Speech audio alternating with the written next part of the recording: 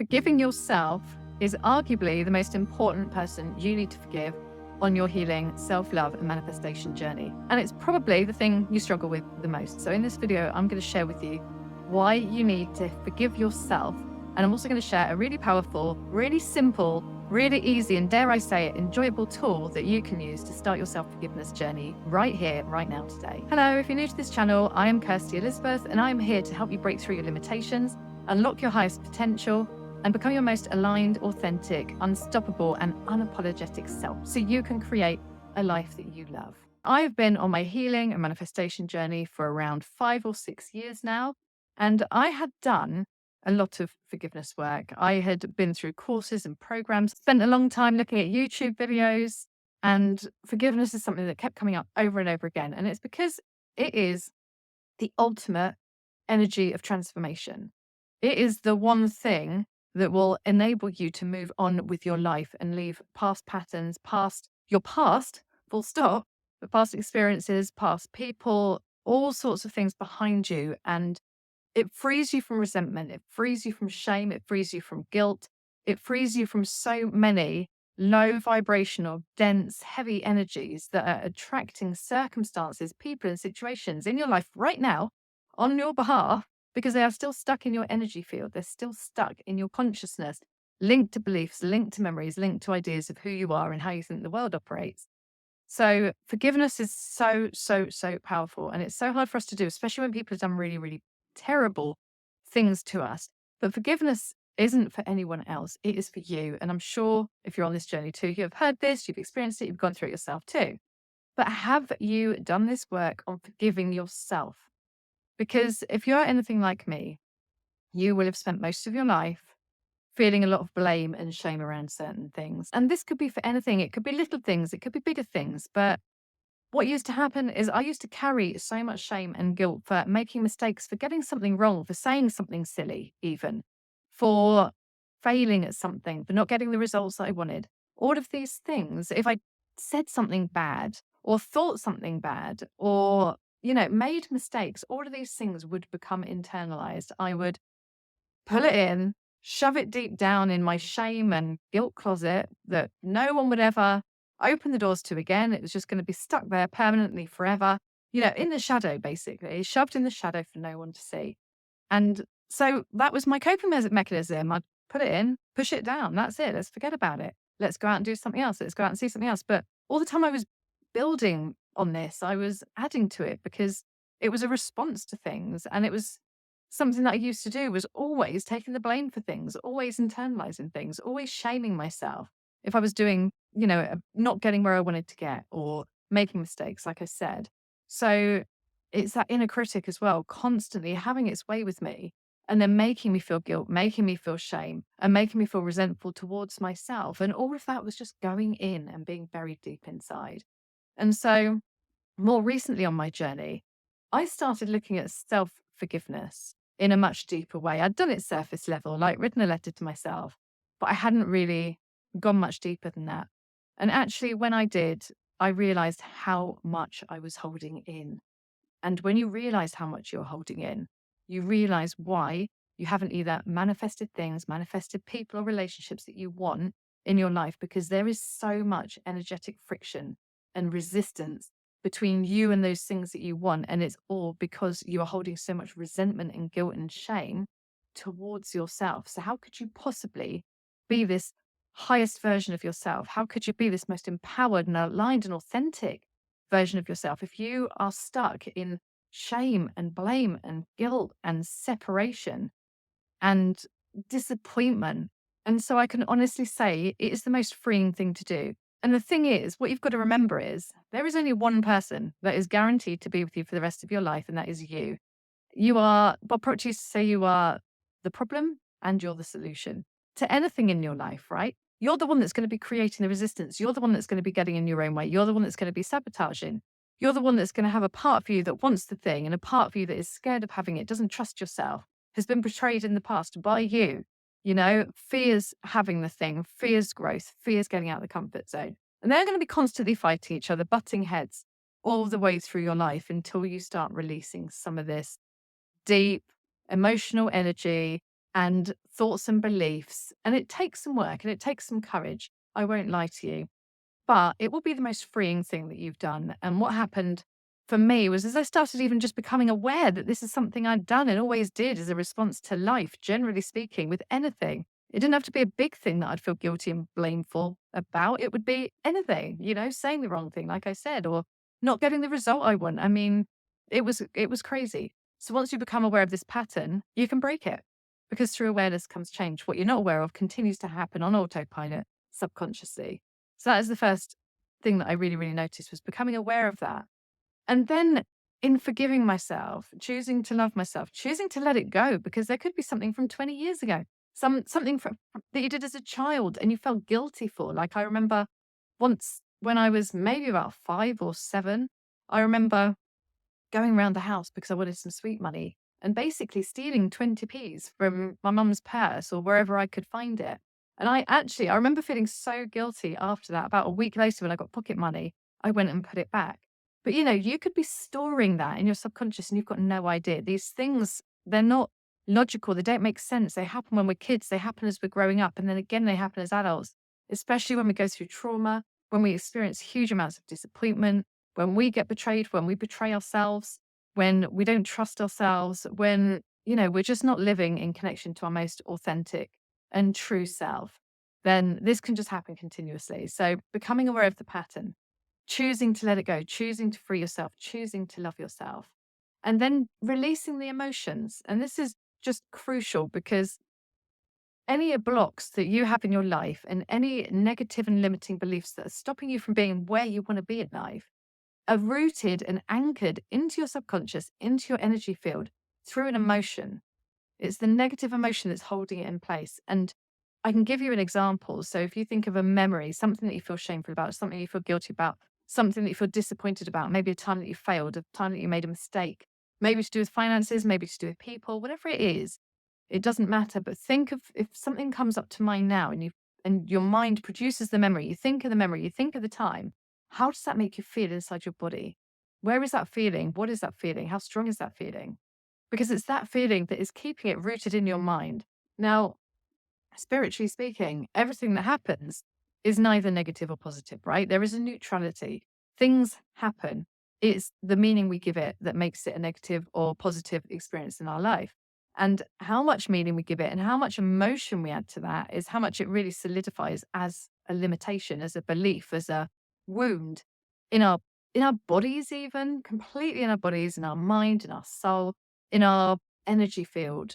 And then that's all going to impact our thoughts, our feelings, and our actions, and what we actually do on a day-to-day basis, how we show up to our life, whether we're just hiding in our own lives, playing small and playing on the sidelines, or whether we actually decide to become the lead role in our life and really take back that ownership of we are here to create the life that we desire, becoming the movie star again, becoming the scripter of our own life, right? So my number one tool for this, which is by far the most powerful and profound tool that I've used for any kind of letting go. It doesn't just have to be about self-forgiveness, it's forgiveness in general, but it's also just releasing old negative limiting patterns, beliefs. It's just the most incredible thing. And you've probably heard of it, Ho'oponopono. So if you haven't, Ho'oponopono is an old traditional Hawaiian prayer or mantra that was traditionally used to help heal relationships between families. Now, it was then developed and then used for yourself to cleanse what they call data, cleanse data in yourself, which is basically anything in your energetic field, anything in your consciousness, is beliefs, is memories, is old wounds, is thoughts, is old ideas that aren't serving you, anything that is creating from within a projection through your physical reality, what is coming back to you, what you're experiencing in your life. If there's something amiss, if there's something you don't like, it's about clearing what it is inside of you that is actually creating that through the mirror principle, because your life mirrors exactly what is going on inside of you, right? It is just a projection. It's a mirror. So you can always see what it is that's ready to be healed, released, and let go of, because it's going to be showing up in your life over and over. So Ho'oponopono is simply stating 4 phrases over and over and over again.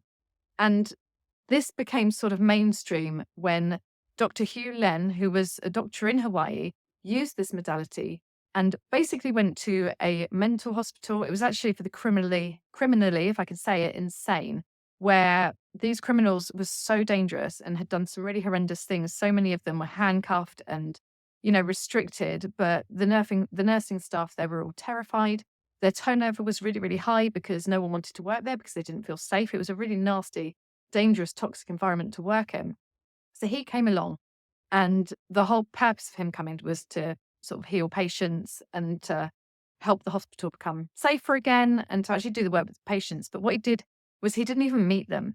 He didn't do any counseling or therapy or anything with them. He simply took the patient's chart, looked at it, felt the emotion that whatever was going on in the patient, he felt that in his body. And then he used these 4 words to help clear whatever was in him, in his consciousness, for him to even be able to experience this in his reality. So whatever is coming at us, we have something in our consciousness, whether it's passed down through our lineage, through society, through, it's not even our stuff, but there's something in there that is creating this on the outside. Otherwise, we wouldn't even be able to perceive it. We wouldn't be experiencing it at all in our lives. Like, it wouldn't even be present. So it is about taking radical self-responsibility. He took responsibility for whatever was happening with these patients to say, I'm sorry for whatever is in me. Please clean in me what it is that is creating that outside in that person, whatever is creating this. So the 4 phrases are, I'm sorry, please forgive me, thank you, and I love you. And so he'd say these 4 phrases, feeling the emotions of whatever was coming up from looking at these charts, rage, anger, shame, any of them. And after a few short years, they had to close the hospital because what had happened was all of these patients had healed. They were allowed back out in society. They'd all got better.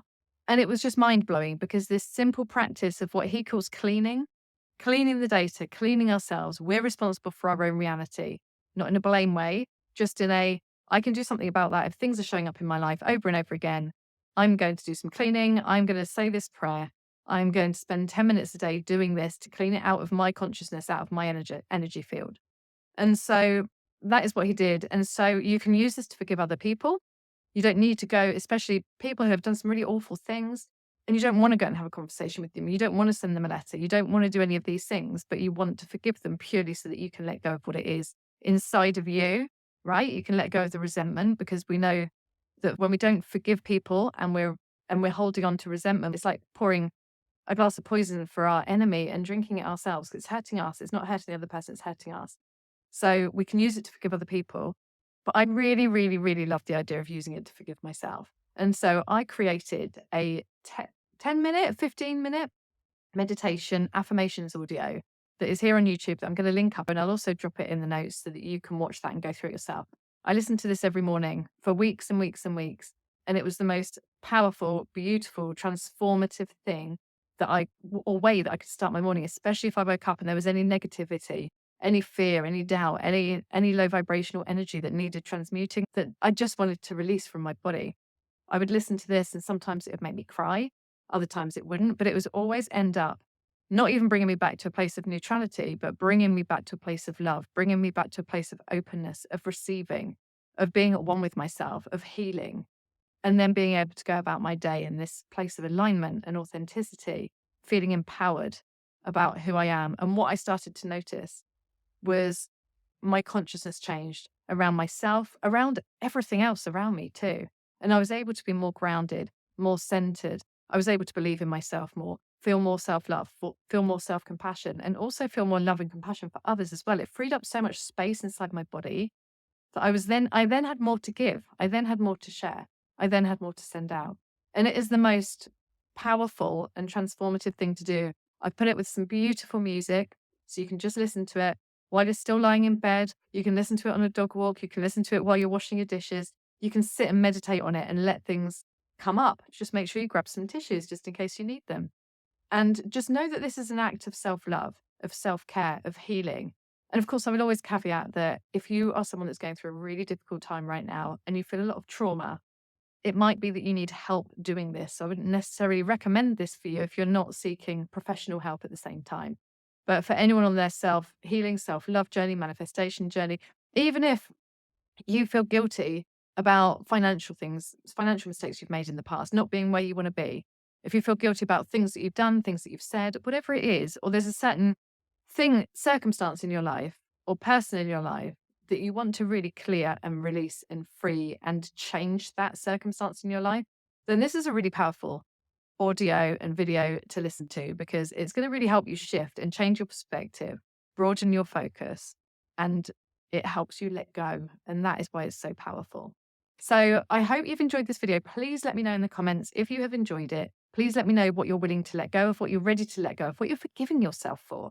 Tell me if this video has helped you, and make sure that you go on and watch the next one and use that as a daily tool. Save it on your playlist, listen to it for 21 days, at least 30 is preferable, and allow yourself to go through that whole transmutation of energy, of emotions, and allow these things to come to the surface. It's not easy.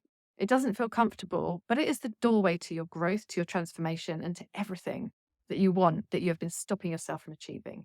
So much love to you. If you like the video, please give me a like, and remember to subscribe for all my future videos. I release videos every single week, and I have playlists of meditations, of affirmations, of energy healings, energy work, and I will be sharing more around spirituality, around personal growth, manifestation, becoming your most empowered, authentic, unstoppable, and unapologetic self. So if you are looking to create massive transformation in your life, make sure you subscribe, and I will see you in the next video.